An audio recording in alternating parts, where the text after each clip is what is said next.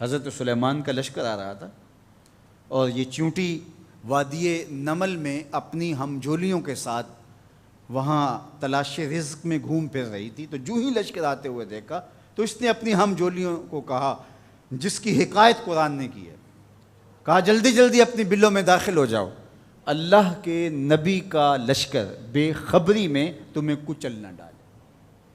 کئی میل دور سے چیونٹی کی اس آواز کو حضرت سلیمان نے سنا.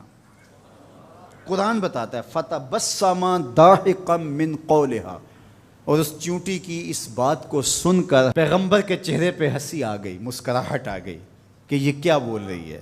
اللہ اکبر. چیونٹی کو پکڑ کے کان کے پردے پہ بھی ڈال دو تو آپ پھر بھی نہ سمجھ پائیں کہ وہ کیا بول رہی ہے.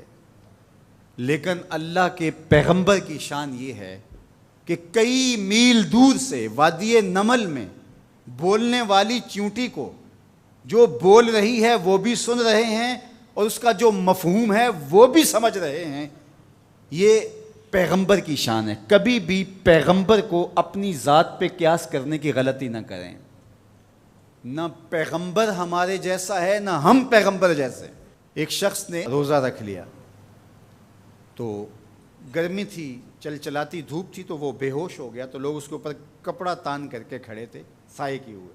تو حضور گزرے تو فرمایا کہ یہ کیا ہے؟ تو کہا کہ اس نے روزہ رکھا تھا تو اس کی وجہ سے یہ نڈھال ہو گیا. فرمایا کہ اس کو کس نے کہا تھا روزہ رکھا؟ وصال کا روزہ رکھا. وصال کا روزہ ایک روزے کے بعد پھر اسی پہ تسلسل کے ساتھ دوسرا روزہ. تو کہا حضور آپ جو رکھتے ہیں. تو اس نے بھی پھر دیکھ کے رکھ لیا. تو آقا کریم علیہ الصلوۃ والسلام فرمایا ایکم مثلی، تم میں سے میری مثل کون ہے؟ ایکم مثلی، تم میں سے میری مثل کون ہے؟ اور ایک دوسرے مقام پہ آقا کریم نے فرمایا لست کحیاتکم، میں تمہاری طرح نہیں ہوں. کبھی کہا ایکم مثلی، تم میری طرح نہیں ہو، کبھی کہا میں تمہاری طرح نہیں ہوں. تو یہ غلطی کبھی نہیں کرنی چاہیے کہ اپنے آپ کو نبی پر قیاس کریں یا نبی علیہ السلام کو اپنی ذات پہ قیاس کریں. اللہ نے ان کو جو صلاحیتیں، جو شانیں، جو عظمتیں اور جو امتیازات عطا کیے ہیں وہ انہی کا خاصہ ہے. اللہ نے انہی کو ایک الگ شان اور الگ نرالی عظمت عطا فرمائی ہے جو انہی کا مقصوم ہے. اب چیونٹی کتنے میل دور سے اپنی ہمجولیوں سے بات کر رہی ہے. کوئی حدیث ہو تو ضعیف کہہ کر کے کوئی کہے کہ نہیں میں نہیں سے مانتا، آیت قرآنی ہے. فَتَبَسَّمَ ضَاحِكًا مِّن قَوْلِهَا، چیونٹی کی اس بات کو سن کر اللہ کا پیغمبر مسکرانے لگا کہ یہ کیا کہہ رہی ہے. اللہ اکبر. یار حضرت سلیمان علیہ السلام چیونٹی کی بات سنیں بھی اور جو وہ کہے اس کو سمجھیں بھی اور اس بات پہ مسکرائیں بھی اور چیونٹی بھی کئی میلوں پہ ہو. یہ شان اس پیغمبر کی ہے کہ جو مسجد اقصیٰ میں تیرے نبی کے پیچھے مقتدی بن کے کھڑا ہو. جب مقتدی کی سماعتوں کا یہ عالم ہے تو مقتدا کی سماعتوں کا عالم کیا ہوگا.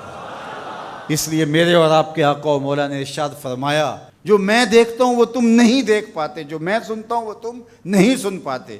تو جب سلیمان علیہ السلام اتنی دور سے چیونٹی کی آواز کو سن بھی لیں اور اس کی سرسراہٹ کے مفہوم کو اخذ بھی کر لیں اور اس پہ آپ جو ہے وہ جواب بھی دیں، فَتَبَسَّمَ ضَاحِكًا مِّن قَوْلِهَا، تو پیغمبر چیونٹی کی آواز کو سن لے تو مدینے والا امتی کی آواز کو نہیں سنے گا.